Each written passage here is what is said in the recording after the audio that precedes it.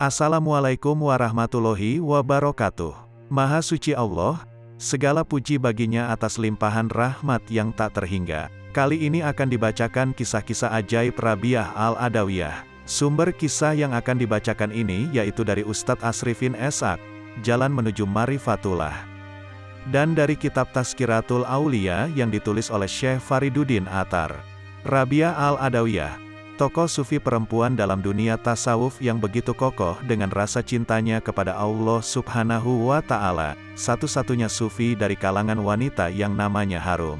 Kisahnya dikenal oleh awam sebagai wanita yang semasa hidupnya tidak pernah menikah. Namun jarang yang mengetahui kisah pilu yang ia lalui hingga latar belakang keluarganya. Nama lengkap dari Rabiah adalah Rabiah binti Ismail Al-Adawiyah. Dilahirkan di kota Basrah sekitar tahun 95 713 M, ia merupakan putri keempat dari 4 bersaudara. Rabiah dilahirkan dari keluarga miskin. Bahkan pada waktu kelahirannya, orang tuanya tidak bisa membeli minyak untuk lampu guna menerangi kelahirannya. Perjalanan hidup Rabiah dipenuhi oleh duka berkepanjangan. Dia sudah ditinggalkan ayahnya sebelum mampu berjalan menapak jalan kehidupan dunia yang fana ini.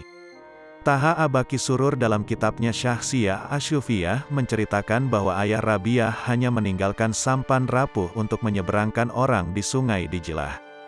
Akibat himpitan ekonomi yang menjerat, Rabiah pernah menjalani 3 profesi, yaitu sebagai tukang penyeberang sungai dengan sebuah sampan yang sudah reyot, pernah menjadi seorang penyanyi untuk menghibur orang dan menjadi seorang budak belian.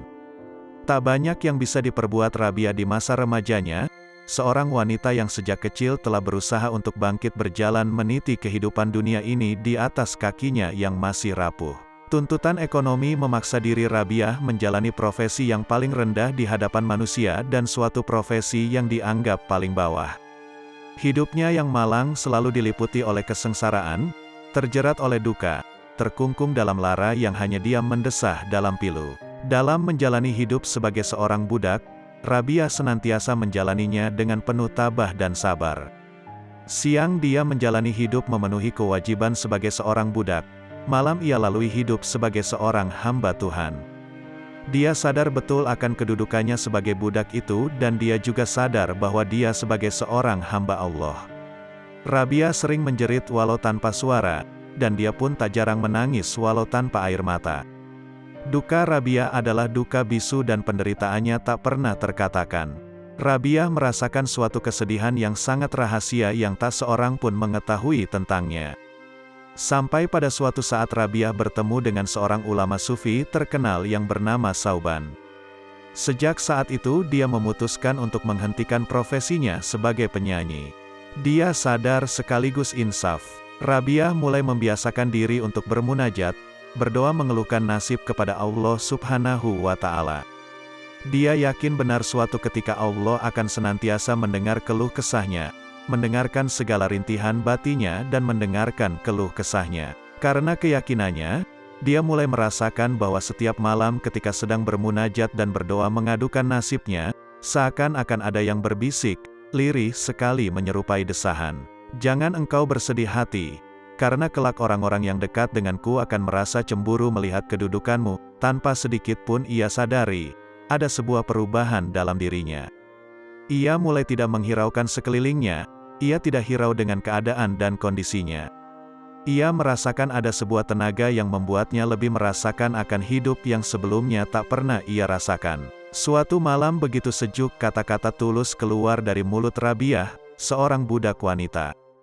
Hingga majikannya merasa terharu, Rabiah memanjatkan sebuah doa dengan linangan air mata. Ya Allah, Engkau Maha Tahu, bahwa aku ingin selalu bersamamu, hatiku sangat ingin berbakti kepadamu. Ya Allah, seandainya aku sendiri yang menentukan akan keadaanku, pasti sejenak pun aku tak ingin menghentikan baktiku kepadamu. Tetapi Engkau telah menempatkan aku di bawah kemurahan hati orang lain. Esoknya majikannya memanggil Rabiah. Wahai Rabiah, aku telah memutuskan untuk memerdekakanmu.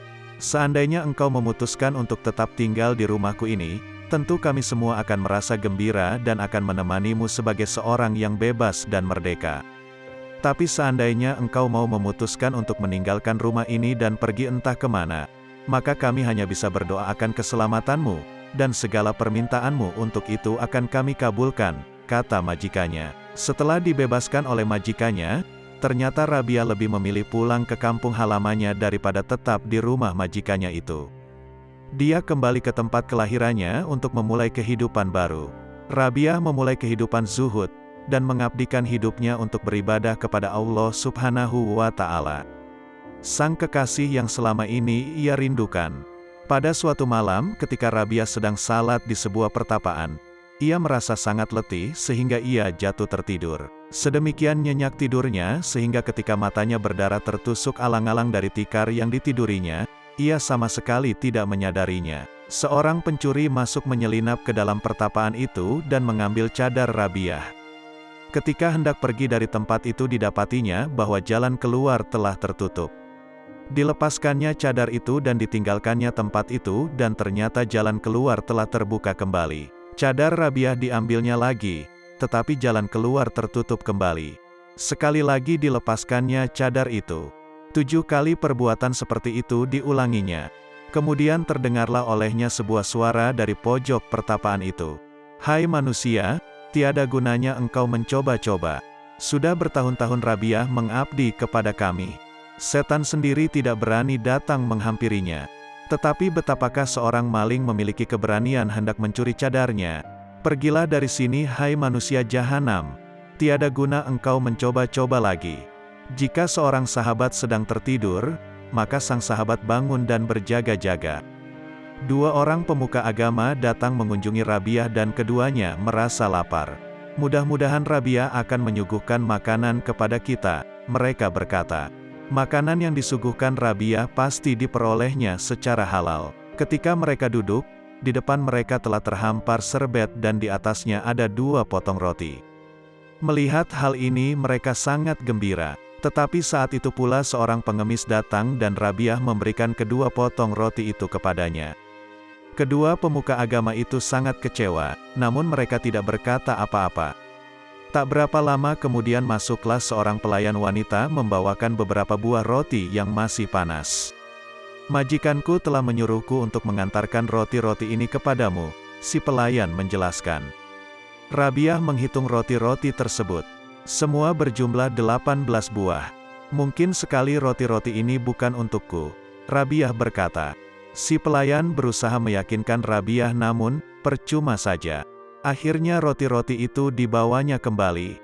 Sebenarnya yang telah terjadi adalah bahwa pelayan itu telah mengambil 2 potong untuk dirinya sendiri.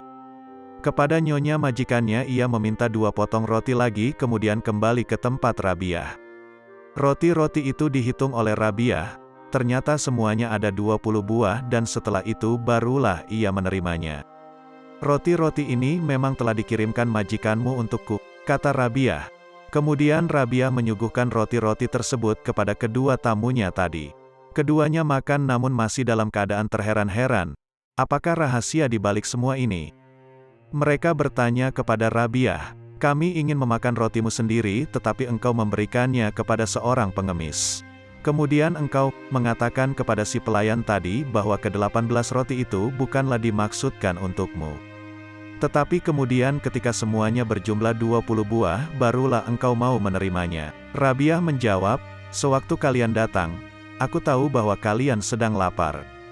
Aku berkata kepada diriku sendiri, betapa aku tega untuk menyuguhkan 2 potong roti kepada 2 orang pemuka yang terhormat. Itulah sebabnya mengapa ketika si pengemis tadi datang, aku segera memberikan 2 potong roti itu kepadanya dan berkata kepada Allah yang Maha Besar, Ya Allah, Engkau telah berjanji bahwa Engkau akan memberikan ganjaran 10 kali lipat dan janjimu itu ku pegang teguh. Kini telah kusedekahkan 2 potong roti untuk menyenangkan hatimu, semoga Engkau berkenan untuk memberikan 20 potong sebagai imbalannya. Ketika ke-18 roti itu diantarkan kepadaku, tahulah aku bahwa sebagian darinya telah dicuri atau roti-roti itu bukan untuk disampaikan kepadaku. Pada suatu hari pelayan wanita Rabiah hendak memasak sop bawang karena sudah agak lama mereka tidak memasak makanan. Ternyata mereka tidak mempunyai bawang. Si pelayan berkata kepada Rabiah, aku hendak meminta bawang kepada tetangga sebelah.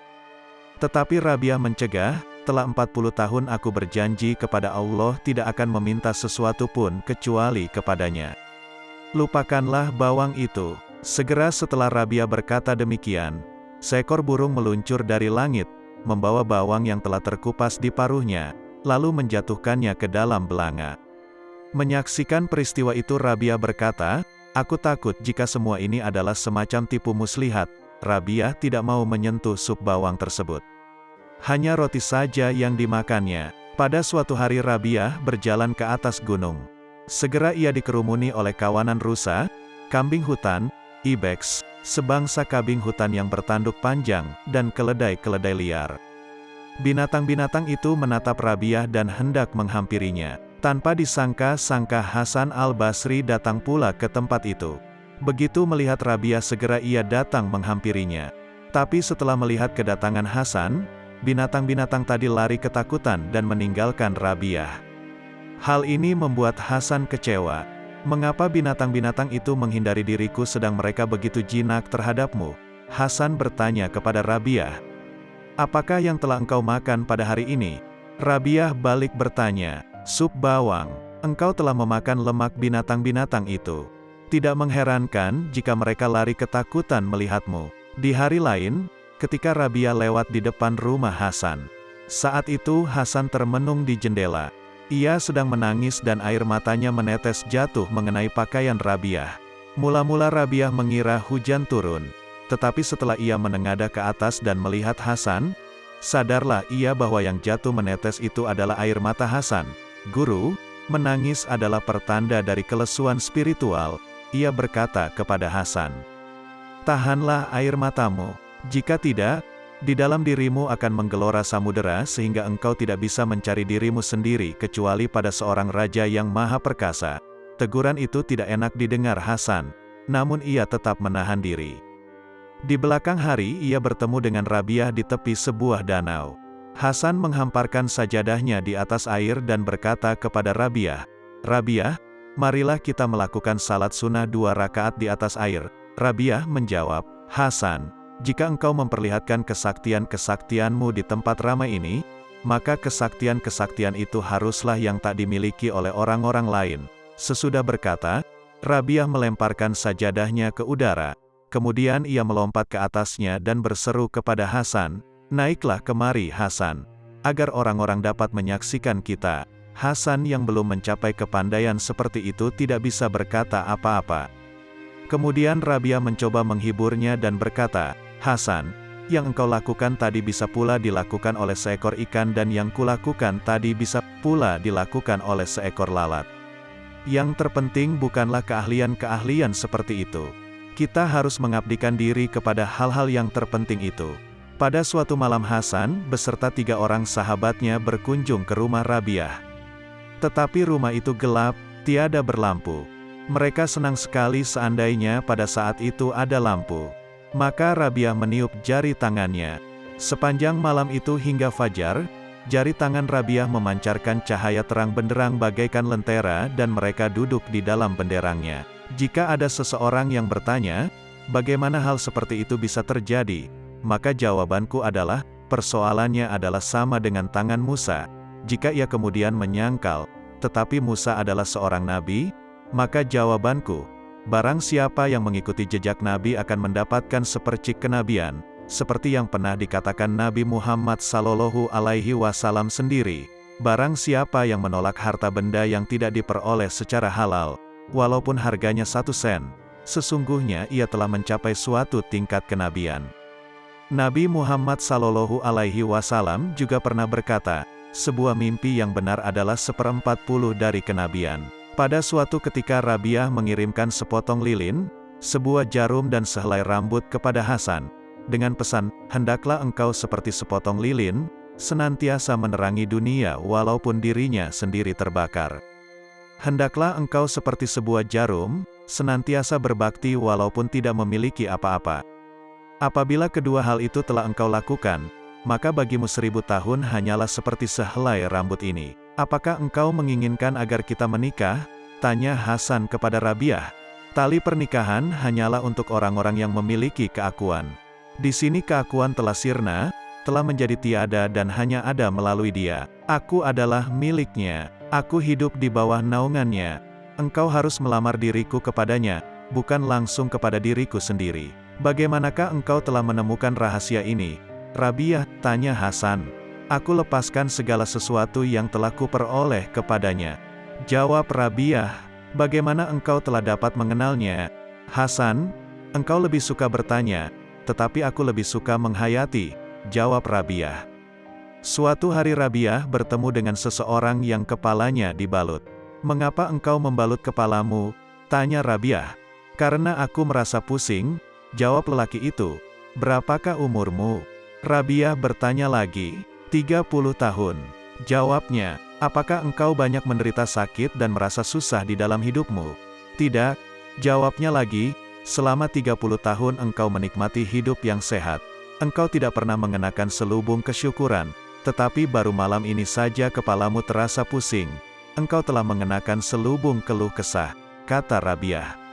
Suatu ketika Rabiah menyerahkan uang 4 dirham kepada seorang lelaki. Belikanlah kepadaku sebuah selimut, kata Rabiah, karena aku tidak mempunyai pakaian lagi. Lelaki itu pun pergi, tetapi tidak lama kemudian ia kembali dan bertanya kepada Rabiah, selimut berwarna apakah yang harus kubeli? Apa peduliku dengan warna? Rabiah berkata, kembalikan uang itu kepadaku kembali. Diambilnya ke-4 buah dirham perak itu dan dilemparkannya ke sungai Tigris. Suatu hari di musim semi Rabiah memasuki tempat tinggalnya. Kemudian melongok keluar karena pelayannya berseru, "Ibu, keluarlah dan saksikanlah apa yang telah dilakukan oleh Sang Pencipta. Lebih baik engkaulah yang masuk kemari." Rabiah menjawab, "Dan saksikanlah Sang Pencipta itu sendiri. Aku sedemikian asyik menatap Sang Pencipta sehingga apakah peduliku lagi terhadap ciptaan-ciptaannya?" Beberapa orang datang mengunjungi Rabiah dan menyaksikan betapa ia sedang memotong sekerat daging dengan giginya. "Apakah engkau tidak mempunyai pisau untuk memotong daging itu?" mereka bertanya. "Aku tak pernah menyimpan pisau di dalam rumah ini karena takut terluka," jawab Rabiah.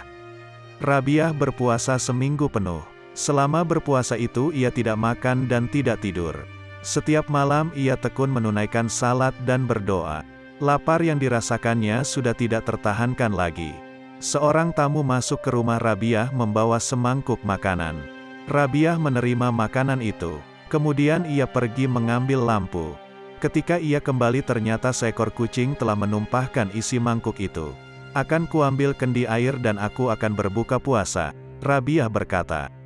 Ketika ia kembali dengan sekendi air ternyata lampu telah padam.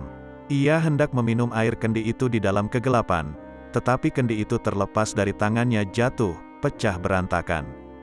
Rabiah meratap dan mengeluh sedemikian menyayat hati seolah-olah sebagian rumahnya telah dimakan api. Rabiah menangis, "Ya Allah, apakah yang telah engkau perbuat terhadap hamba-Mu yang tak berdaya ini?" "Berhati-hatilah Rabiah," sebuah seruan terdengar di telinganya, "janganlah engkau sampai mengharapkan bahwa aku akan menganugerahkan semua kenikmatan dunia kepadamu sehingga pengabdianmu kepadaku terhapus dari dalam hatimu. Pengabdian kepadaku dan kenikmatan-kenikmatan dunia tidak bisa dipadukan di dalam satu hati. Rabiah, engkau menginginkan suatu hal sedang aku menginginkan hal yang lain. Hasratku dan hasratmu tidak bisa dipadukan di dalam satu hati." Setelah mendengar celaan itu, Rabiah mengisahkan, "Kulepaskan hatiku dari dunia dan kubuang segala hasrat dari dalam hatiku, sehingga selama 30 tahun yang terakhir ini, apabila melakukan salat, maka aku menanggap sebagai salatku yang terakhir." Beberapa orang mengunjungi Rabiah untuk mengujinya. Mereka ingin memergoki Rabiah mengucapkan kata-kata yang tidak dipikirkannya terlebih dahulu. Segala macam kebajikan telah dibagi-bagikan kepada kepala kaum lelaki, mereka berkata. Mahkota kenabian telah ditaruh di kepala kaum lelaki. Sabuk kebangsawanan telah diikatkan di pinggang kaum lelaki. Tidak ada seorang perempuan pun yang telah diangkat Allah menjadi nabi. "Semua itu memang benar," jawab Rabiah. "Tetapi egoisme, memuja diri sendiri dan ucapan, 'Bukankah aku Tuhanmu yang maha tinggi?' tidak pernah terbersit di dalam hati perempuan. Dan tak ada seorang perempuan pun yang banci." Semua ini adalah bagian kaum lelaki, ketika Rabiah menderita sakit yang parah. Kepadanya ditanyakan apakah penyebab penyakitnya itu. Aku telah menatap surga, jawab Rabiah, dan Allah telah menghukum diriku. Kemudian Hasan al-Basri datang untuk mengunjungi Rabiah. Aku mendapatkan salah seorang di antara pemuka-pemuka kota Basrah berdiri di pintu pertapaan Rabiah. Ia hendak memberikan sekantong emas kepada Rabiah dan ia menangis. Hasan mengisahkan. Aku bertanya kepadanya, "Mengapakah engkau menangis?" "Aku menangis karena wanita suci zaman ini," jawabnya. "Karena jika berkah kehadirannya tidak ada lagi, celaka umat manusia. Aku telah membawakan uang sekedar untuk biaya perawatannya," ia melanjutkan. "Tetapi aku khawatir kalau Rabiah tidak mau menerimanya. Bujuklah Rabiah agar ia mau menerima uang ini." Maka masuklah Hasan ke dalam pertapaan Rabiah dan membujuknya untuk mau menerima uang itu.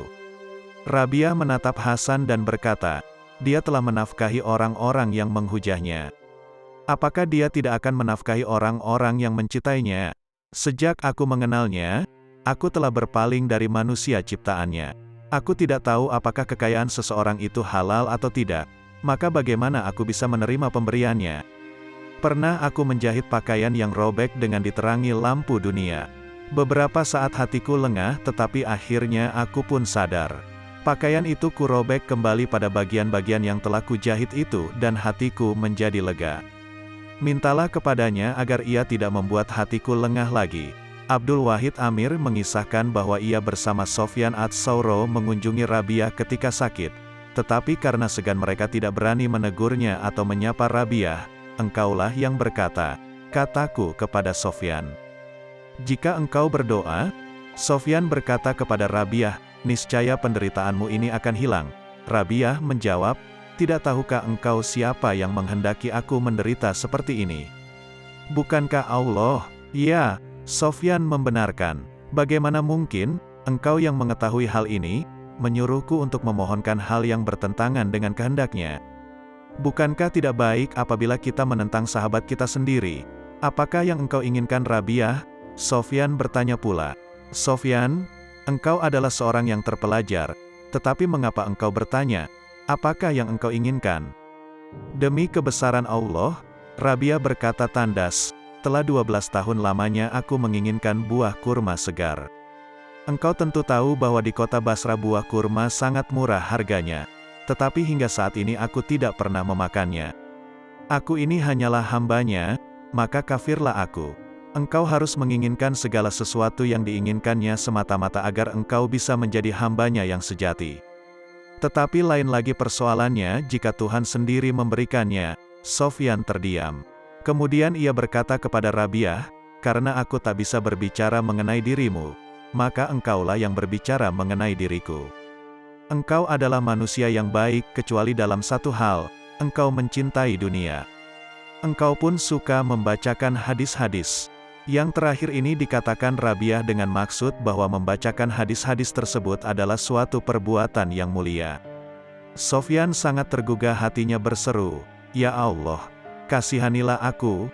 Tetapi Rabiah mencela, "Tidak malukah engkau mengharapkan kasih Allah sedangkan engkau sendiri tidak mengasihinya?"